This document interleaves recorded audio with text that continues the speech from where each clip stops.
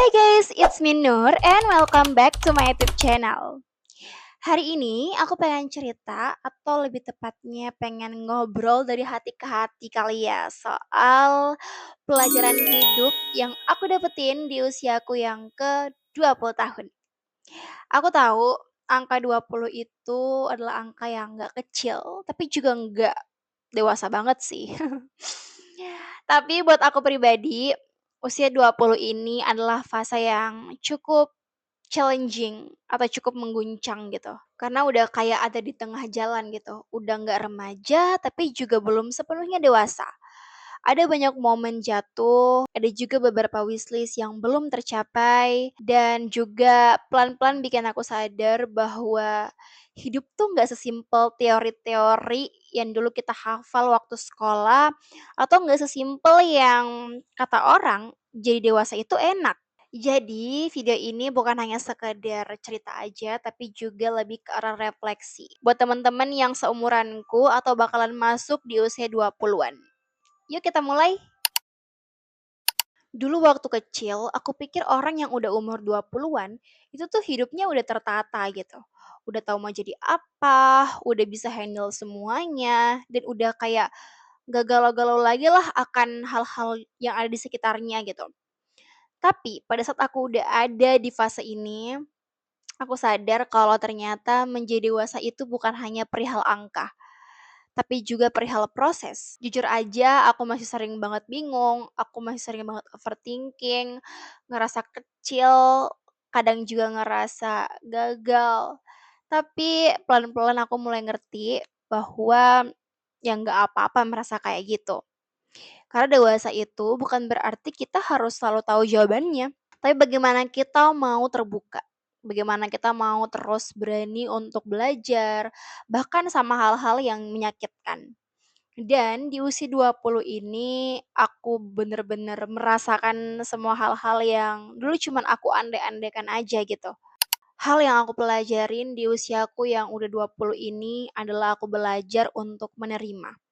Aku belajar menerima dan juga memaafkan atas segala hal yang gak bisa aku genggam sepenuhnya, belum bisa aku dapatkan atau belum bisa aku capai, dan juga hal-hal yang menyakitkan. Aku mau cerita fase gagal menurutku, di mana pada saat aku berkeinginan untuk masuk di kampus dan juga di prodi impianku dari SMA.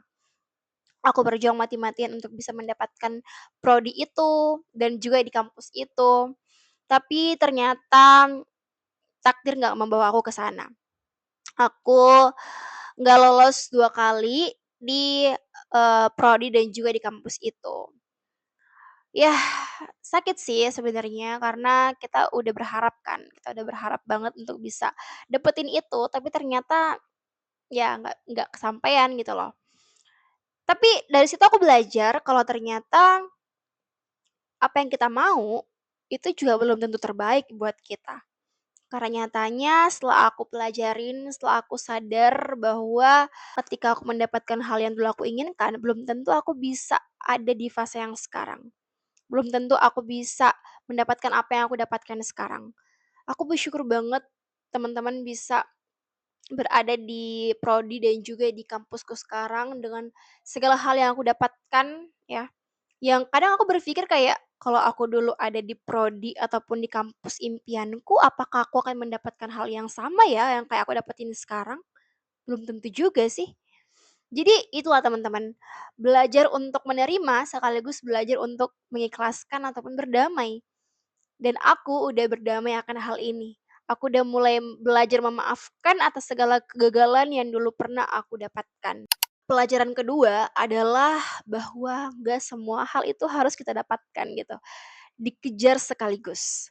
Di usia 20-an, aku ngerasa, di awal usiaku yang ke-20 kemarin, aku tuh ngerasa bener-bener aku tuh ambis banget. Aku ngerasa kayak aku harus bisa semuanya, aku harus dapetin IPK yang bagus, aku harus join organisasi, punya part-time atau pekerjaan sampingan, aku harus aktif di berbagai macam kegiatan sosial, punya relasi, dan sebagainya lah. Pokoknya aku harus bisa dapetin semuanya di waktu yang bersamaan. Dan oke, aku dapetin itu. Aku ngejalanin itu. di beberapa waktu kemarin.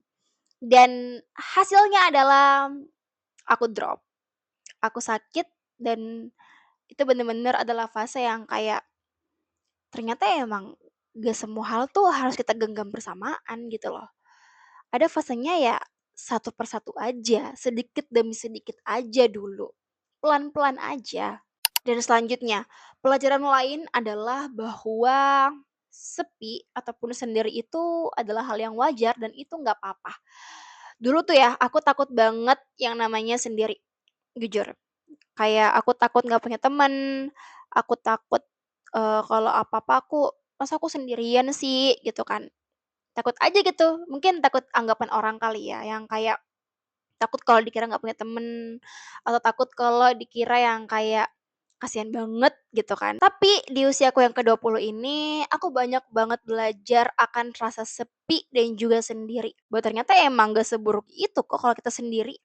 Bahkan ada fase di mana aku lebih senang kalau aku sendiri guys, dan sepi itu udah jadi teman baik buat aku. Aku nggak ngerasa kayak gimana-gimana kalau aku lagi kesepian, kalau aku lagi yang kayak sendiri gitu, nggak apa-apa, aku suka kok, aku seneng sendiri karena emang di situ aku bisa ngelakuin berbagai macam hal dengan diriku sendiri.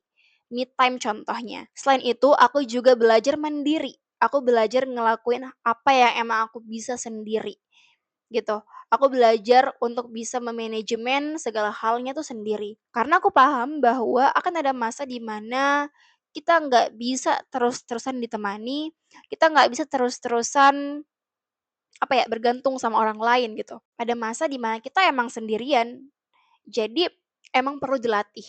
Dan di usia 20 ini aku belajar untuk melatih itu. Dan alhamdulillah lama-kelamaan juga akan terbiasa dengan sendirinya kok. Dan itu bukan lagi menjadi suatu permasalahan menurut aku. Terus pelajaran lainnya, belajar untuk fokus pada diri sendiri aja. Stop banding-bandingin diri kita sama orang lain. Dulu aku juga pernah ada di fase yang kayak aku tuh suka banget lihat pencapaian orang lain gitu. Kayak aku tuh sering merasa yang kayak, "Ih, dia udah dapet ini, dia udah punya pencapaian ini, tapi kok aku belum ya?" Aku rasa juga beberapa dari kita khususnya di era usia 20-an juga ngalamin ini kan. Dan ini menjadi suatu pembelajaran juga menurut aku di mana, ya itu tadi, aku tanamin statement atau aku tanamin mindset bahwa semua orang punya garis startnya masing-masing dan juga garis finishnya masing-masing. Kita nggak bisa terus-terusan berfokus pada apa yang orang lain dapetin, terus mau jadikan itu patokan buat diri kita. Maka dari itu, aku belajar untuk bisa fokus aja ke diriku sendiri. Apa yang bisa aku kembangin, terus juga aku lebih fokus pada skill apa yang bisa aku dapetin lagi, aku asah lagi, terus pencapaian-pencapaian apa yang aku ingin dapetin, aku fokus aja pada itu. Dan masih berkaitan juga sama pembahasan sebelumnya, bahwa kita nggak harus sempurna untuk layak dicintai. Dulu aku juga sering banget mikir kayak aku harus punya pencapaian yang banyak, aku harus bisa diandelin terus, karena walaupun, keluargaku tidak menuntut, tapi aku tahu mereka punya harapan kepadaku. Jadinya dari kecil tuh aku udah berusaha banget gitu guys, sudah mengusahakan untuk bisa memberikan yang terbaik. Aku selalu berusaha untuk bisa ranking, aku berusaha untuk bisa menjadi siswa yang berprestasi di sekolah, bahkan sampai sekarang menjadi mahasiswa berprestasi di, bangku perkuliahan. Aku rajin banget untuk cari informasi terkait dengan lomba, kegiatan yang bisa mendukung skill-ku. Pokoknya aku merasa bahwa aku harus terus produktif gitu loh. Aku harus membuktikan gitu loh, ngerti nggak sih? Yang kayak aku harus bisa buktiin kalau aku tuh bisa diandelin. Sampai aku sadar bahwa kita nggak perlu sampai sebegitunya kok untuk bisa dicintai, dan emang nggak harus juga. Dan apalagi, ya kan, apalagi kalau aku pribadi, aku nggak dituntut untuk itu, ya udah semampu aku aja gitu loh. Dan orang tua aku tuh alhamdulillahnya wanti-wanti gitu loh yang kayak, "Jangan terlalu keras ya sama diri sendiri, tetap fokus pada kesehatan diri, jangan terlalu ambis banget sampai nggak ngelihat, kapasitas dirinya mampu atau enggaknya," gitu kan. Sehingga dari situ aku sadar bahwa aku emang boleh ambis, aku boleh punya beribu mimpi, boleh punya berbagai macam mistis yang aku ingin capai, tapi aku tetap harus merasa bahwa tanpa aku ambis pun, orang-orang bakal sayang aku kok. Aku fokus aja pada apa yang ingin aku capai dan pelan-pelan dalam menjalani dan juga menikmati segala prosesnya.